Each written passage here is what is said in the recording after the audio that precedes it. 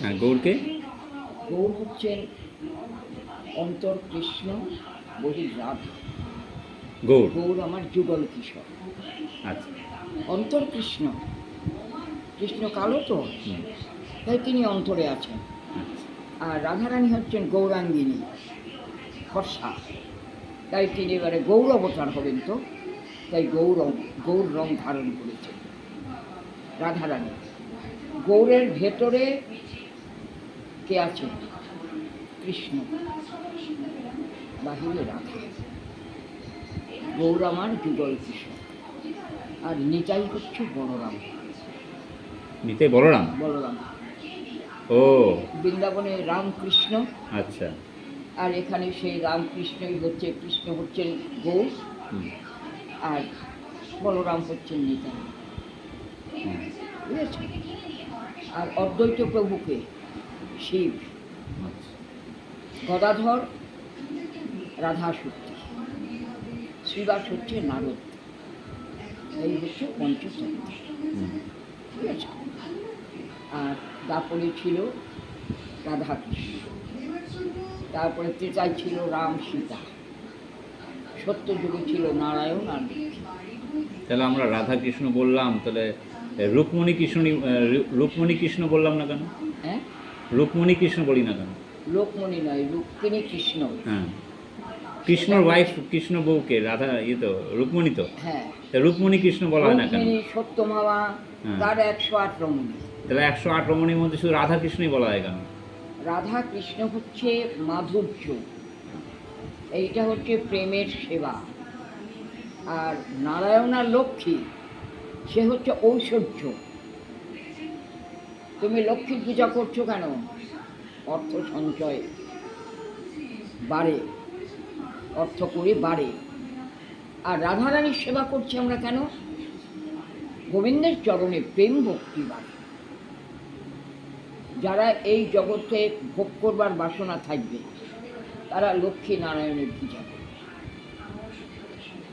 আর যারা এই সংসার জগৎ থেকে গোবিন্দ লীলা জগতে প্রবেশ করতে চায়, তারা রাধা গিরিধারীর সেবা করবে, রাধা গোবিন্দের সেবা করবে। সেইটা হচ্ছে বৃন্দাবনের শ্রেষ্ঠ সেবা, বিশ্বের শ্রেষ্ঠ। আর নারায়ণ হচ্ছে মূল সূর্য, বুঝেছ? আর রাধাকৃষ্ণ হচ্ছেন মাধুর্য। এবার বুঝুন, ঐশ্বর্য সকলে চায় না। এই যেমন আমি একজন, আমার ঐশ্বর্যের দরকার নেই, আমি স্বমাধুর্যে থাকবো। অষ্ট সখী, অষ্টমঞ্জরি, অষ্টপমঞ্জরি, বৃন্দাবন লীলা সর্বশ্রেষ্ঠ লীলা। আর এই যে লক্ষ্মী নারায়ণের তো জগতের জন্য, টাকা দাও, পয়সা দাও, এ দাও, তা দাও, কত ফাঁকামাটা করে। আর রাধা গোবিন্দের তার হচ্ছে প্রেম ভক্তি, আবার তার হচ্ছে কিশোরী সখী ভাব, বুঝেছ? তো তারা তাকে নিয়ে, যেমন তারা রাসলীলা করেছিল আমার গোবিন্দ রাধারানী, অষ্ট সখী, অষ্টমঞ্জুরি, অষ্ট উপমঞ্জুরি, তাদের নিয়ে আনন্দ করেছে। ওটা হচ্ছে মাধুর্য সেবা। তাহলে এখন তো গৌরে এখন সেবা নিচ্ছে। রাধাকৃষ্ণের যে সেবাটা, সেটা হচ্ছে মাধুর্য। আর আমাদের লক্ষ্মী নারায়ণের সেবা, এই সমস্ত যেটা আমরা করছি, এটা হচ্ছে ঐশ্বর্য। তা ঐশ্বর্য সেবা আমরা চাই। যারা ভক্ত, তারা ঐশ্বর্য চায় না, তারা মাধুর্য সেবা চায়। কৃষ্ণের ওপরে কেউ নেই, ঠিক আছে? এই সেবারও তাৎপর্য আছে, আচ্ছা না? তাহলে এখন তো গৌর সেবা নিচ্ছে। হ্যাঁ, গৌর নিচ্ছে, গৌর তো যুগল কিশোর। তাহলে এখন তো গৌর এখন সেবা নিচ্ছে। গৌর এখন সেবা নিচ্ছে, তারপরে আবার ইনি আবার সেবা নেবেন। তাহলে তাহলে আমার হাতে সেবা নেবে? তোমার হাতে? হ্যাঁ, তুমি মাছ খাও, মাংস খাও, খাই তো। এটা কিন্তু ঠিক হয়, তবে এখন খেয়ে না, আমার যা পারে চায়। তারপরে যখন দেখবা ঠাকুমা মরে গেল, কি মা বাবা মরে গেল, আমাদের এখানে তো ভোগ রাখ ছাড়া হবে না। এই সব দায়িত্ব তুমি আমাকে দিয়ে যাবা? হ্যাঁ, এই সব আমাকে দিয়ে যাবা? দিয়ে যাবো মানে কি? এটা তো তোমাদের সব ভাগ করে করতে হবে তো। ও বাবা, আমি পারবো? যদি তোমার ভাগ্যে থাকে, বুঝলে না? হুম। কিন্তু আমি তো পাপী। পাপ জগতে পাপ আর পুণ্য, দিন আর রাত, দিনের পরে রাত, রাতের পরে আবার দিন। তো পাপ না করলে পুণ্য অর্জনের জন্য পিপাসা জাগে না। হুম। প্রথম বয়সে তোমরা এখন ছেলে মানুষ, উল্টো পাল্টা এটা সেটা করেই চলেছো, যা মর্জি ওই চলে গেল, তাই না? কিন্তু যখন তোমাদের আর একটু বয়স বাড়বে, 40-45 এসে যাবে, তখন তোমাদের মনে অনুতাপ জাগবে। অন্যায় করেছে, ভুল করেছে, মানুষকে কষ্ট দিয়েছে, মানুষকে অপমান করেছে, কি মানুষের এই জিনিসটা নষ্ট করে দিয়েছে, মহাপাপ করেছে, বুঝেছ? তখন তোমার কি হবে? তখন তোমার গৌর গোবিন্দের চরণে মুক্তিপতি আসবে। আর তখন একটা সম্বন্ধ করতে হবে তার সঙ্গে। এখন তোমাদের কোনো সম্বন্ধ নাই, তোমাদের এই শয়তানি, বদমাইশি, গুন্ডামি, টাকা পয়সা এই সঙ্গে সম্পর্ক।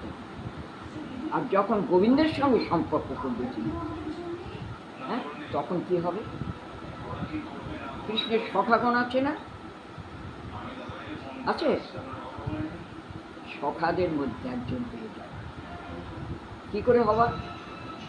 সেই বয়স, সখাদের যেমন বয়স ছিল সেই বয়স, তাদের গায়ের বর্ণ যেমন ছিল তেমনি বয়স, বর্ণ, বস্ত্র, সেবা, কুঞ্জ, এই পাঁচটা তখন তোমাদের তোমাকে।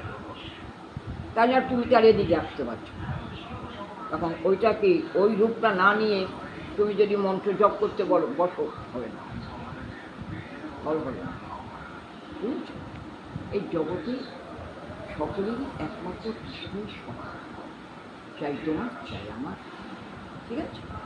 তাকে অবলম্বন যদি তুমি করো, তাকে যদি সব কিছু ন্যস্ত করো, হে কৃষ্ণ, আমার এই দেহ, মন, প্রাণ, জ্ঞান, ধ্যান, বুদ্ধি, শুভ অশুভ যা কিছু একটা তুলসীর উপরে নির্ভর করে, একটা তুলসী পাতার উপরে। তুলসী পাতা এমন জিনিস, তাই একটা তুলসী চান করেছে মাথায় দিয়ে, আর একটা তুলসী নিয়ে যদি গোপালের চরণ এরম করে থেকে যদি বলো, গোপাল, এই থেকে আমার দেহ, মন, প্রাণ, আত্মা, ইন্দ্রিয়, ধ্যান, জ্ঞান, কর্মা কর্ম, ধর্মা ধর্ম, ভালো মন্দ জাতনীতি, গৃহ সংসার, সখা তোমার চরণে নিবেদন, তোমার চরণ আমি সব সঙ্গে দিলাম। তবে আমাকে করতে রেখেছো তো, হ্যাঁ, আমি কর্মচারী, ভালো মন্দ সব তোমার, একমাত্র গোবিন্দ চরণ আশ্রয় করা, সৎ জ্ঞানী সৎ বুদ্ধি চরণ। আর একটা কথা, মানুষের সেবা করা, যার পয়সা নেই তাকে কিছু দিয়ে সাহায্য করো, যে খেতে পায়নি তাকে কিছু খেতে দাও। পয়সা রোজগার করে ফুটতে ফাটটাই উড়িয়ে দিও না, গোবিন্দ সেবায় লাগাও, ভক্ত সেবায় লাগাও, সৎ মনোভাব নিয়ে থাকো, দেখবে যে মনে কত আনন্দ পাবে। আর এই দুষ্ট বুদ্ধি যতক্ষণ ভেতরে থাকবে ততক্ষণ গোবিন্দ বলবে, সার এগো দেখি, তুই তোর কথা রাখতো, এগো, তোকে এমন চাবুক দেব, তুই এধারেরও হবি না, ওধারেরও হবি না। আজ অপরাধ না করেছে শাস্তি পাচ্ছি। কিসের? কি শাস্তি পাচ্ছ তুমি? কি শাস্তি পাচ্ছ? তাই না? তুমি তো ভালোই আছো। ভালো আছি। হ্যাঁ, দুষ্ট বুদ্ধিটা কম, তোমার ভেতরে তো দুষ্ট বুদ্ধি আছে, ওই ছোট ছোট জানতাম। আর যারা অপরাধ করলে আর শাস্তি পেল না তাদেরটা কি হবে? অপরাধ করলেও শাস্তি পেল না, এই বিশ্বের চন্দ্র সূর্য যতক্ষণ থাকবে এমন কোনো ঘটনাই ঘটতে পারে না।